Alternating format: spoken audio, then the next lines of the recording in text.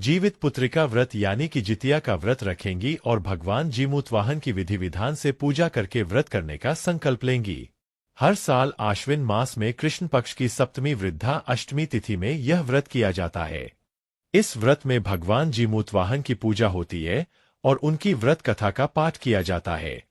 मान्यता है कि इस कथा का पाठ करने से आपके बच्चों की आयु लंबी होती है और साथ ही उनका जीवन में राजा के समान बीतता है। एक बार नैमिषारण्य के निवासी ऋषियों ने संसार के कल्याणार्थ सूत जी से पूछा, हे सूत, कराल कलिकाल में लोगों के बालक किस तरह दीर्घायु होंगे सो कहिए। सूत जी बोले, जब द्वापर का अंत और कलियुग का आरंभ था, उसी समय बहुत सी शोकाकुल स्त्रियों ने आपस में सलाह की थी कि क्या इस कलियुग में माता के जीवित रहते पुत्र मर जाएंगे। जब वे आपस में कुछ निर्णय नहीं कर सकी तब गौतम जी के पास पूछने के लिए गईं। जब उनके पास पहुंची तो उस समय गौतम जी आनंद के साथ बैठे थे। उनके सामने जाकर उन्होंने मस्तक झुकाकर प्रणाम किया। तदनंतर स्त्रियों ने पूछा, हे प्रभो, इस कलियुग में लोगों के पुत्र किस तरह जीवित रहेंगे? इसके लिए कोई व्रत या तप हो तो कृपा करके बताइए। इस तरह उनकी बात सुनकर गौतम जी बोले, आपस में वही बात कहूंगा जो मैंने पहले से सुन रखा है। गौतम जी ने कहा, जब महाभारत युद्ध का अंत हो गया और द्रोणपुत्र अश्वत्थामा के द्वारा अपने बेटों को मरा देखकर सब पांडव बड़े दुखी हुए तो पुत्र के शोक से व्याकुल होकर द्रौपदी अपनी सखियों के साथ ब्राह्मण श्रेष्ठ धौम्य के पास गई और उसने धौम्य से कहा, हे विप्रेंद्र, कौन सा उपाय करने से बच्चे दीर्घायु हो सकते हैं? कृपा करके ठीक ठीक कहिए। धौम्य बोले, सत्ययुग में सत्यवचन बोलने वाला, सत्याचरण करने वाला समदर्शी जीमूतवाहन नामक एक राजा था। एक बार वह अपनी स्त्री के साथ अपनी ससुराल गया और वहीं रहने लगा। एक दिन आधी रात के समय पुत्र के शोक से व्याकुल कोई स्त्री रोने लगी, क्योंकि वह अपने बेटे के दर्शन से निराश हो चुकी थी। उसका पुत्र मर चुका था। वह रोती हुई कहती थी, हाय, मुझ बूढ़ी माता के सामने मेरा बेटा मरा जा रहा है। उसका रुदन सुनकर राजा जीमूतवाहन का तो मानो हृदय विदीर्ण हो गया। वह तत्काल उस स्त्री के पास गया और उससे पूछा, तुम्हारा बेटा कैसे मरा है? बूढ़ी माता ने कहा, गरुड़ प्रतिदिन आकर गांव के लड़कों को खा जाता है। इस पर दयालु राजा ने कहा, माता, अब तुम रो मत, आनंद से बैठो, मैं तुम्हारे बच्चे को बचाने का यत्न करता हूं। ऐसा कहकर राजा उस स्थान पर गया जहां गरुड़ आकर प्रतिदिन मांस खाया करता था। उसी समय गरुड़ भी उस पर टूट पड़ा और मांस खाने लगा। जब अतिशय तेजस्वी गरुड़ ने राजा का बायां अंग खा लिया तो झटपट राजा ने अपना दाहिना अंग फेरकर गरुड़ के सामने कर दिया। यह देखकर गरुड़ जी ने कहा, तुम कोई देवता हो? कौन हो तुम? मनुष्य तो नहीं जान पड़ते। अच्छा, अपना जन्म और कुल बताओ। पीड़ा से व्याकुल मन वाले राजा ने कहा, हे पक्षीराज, इस तरह के प्रश्न करना व्यर्थ है। तुम अपनी इच्छा भर मेरा मांस खाओ। यह सुनकर गरुड़ रुक गए और बड़े आदर से राजा के जन्म और कुल की बात पूछने लगे। राजा ने कहा, मेरी माता का नाम है शैव्या और मेरे पिता का नाम शालिवाहन है। सूर्यवंश में मेरा जन्म हुआ है और जीमूतवाहन मेरा नाम है। राजा की दयालुता देखकर गरुड़ ने कहा, हे महाभागः, तुम्हारे मन में जो अभिलाषा हो वह वर मांगो। राजा ने कहा, हे पक्षीराज, यदि आप मुझे वर दे रहे हैं तो वर दीजिए कि आपने अब तक जिन प्राणियों को खाया है वे सब जीवित हो जाएं। हे स्वामिन, अब से आप यहाँ बालकों को न खाए और कोई ऐसा उपाय करें कि जहाँ जो उत्पन्न हो वे लोग बहुत दिनों तक जीवित रहें।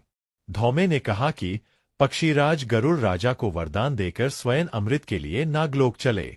वहां से अमृत लाकर उन्होंने उन मरे मनुष्यों की हड्डियों पर बरसाया।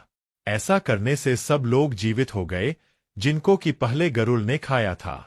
राजा के त्याग और गरुड़ की कृपा से वहां वालों का बहुत कष्ट दूर हो गया। उस समय राजा के शरीर की शोभा दूनी हो गई थी।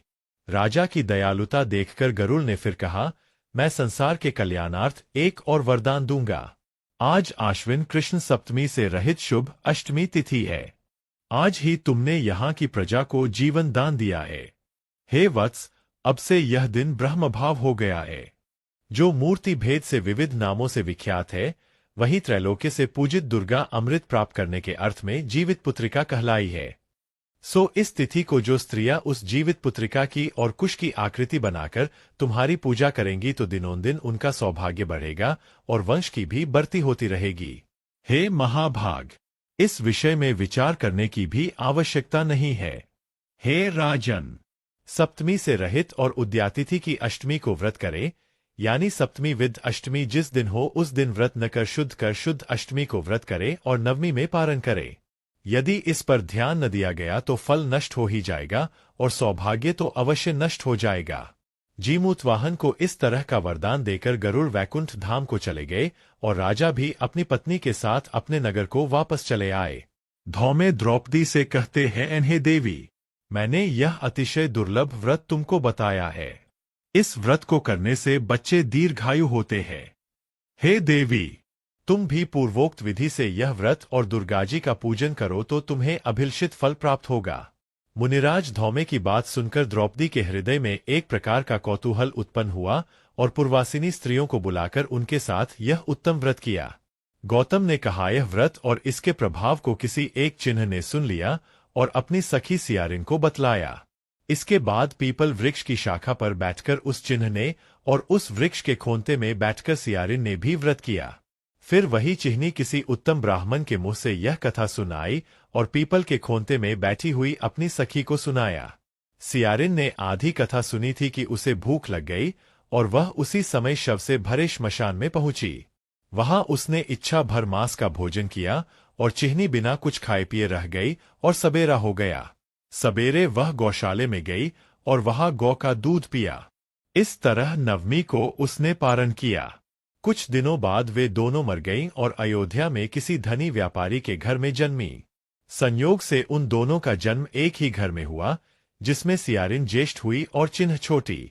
वे दोनों सभी शुभ लक्षणों से युक्त थीं, इसलिए बड़ी लड़की काशीराज के और छोटी उसके मंत्री के साथ गारहपत्य अग्नि के सामने विधिपूर्वक ब्याही गई। पूर्व जन्म के कर्मफल से वह मृगनयनी रानी हुई। जिस किसी भी संतान को उत्पन्न करती वह मर जाती थी और पूर्वजन्म की बातों को स्मरण करने वाली मंत्री की पत्नी ने अष्ट वसुओं के सदृश तेजस्वी 8 बेटे उत्पन्न किए और सभी जीवित रह गए। अपनी बहन के पुत्रों को जीवित देखकर ईर्ष्यावश राजपत्नी ने अपने स्वामी से कहा कि यदि तुम मुझे जीवित रखना चाहते हो तो इस मंत्री के भी पुत्रों को उसी जगह भेज दो जहां मेरे बेटे गए हैं, अर्थात इन्हें मार डालो। यह सुनकर राजा ने उस मंत्री के पुत्रों को मारने के लिए कई प्रकार के उद्योग किए, पर मंत्री पत्नी ने जीवित पुत्रिका के पुण्य बल से बचा लिया। एक दिन राजा ने अपने आदमियों से उन पुत्रों का सिर कटवाकर पिटारी में रखवाया और वह पिटारी उनकी माता मंत्री पत्नी के पास भेज दिया।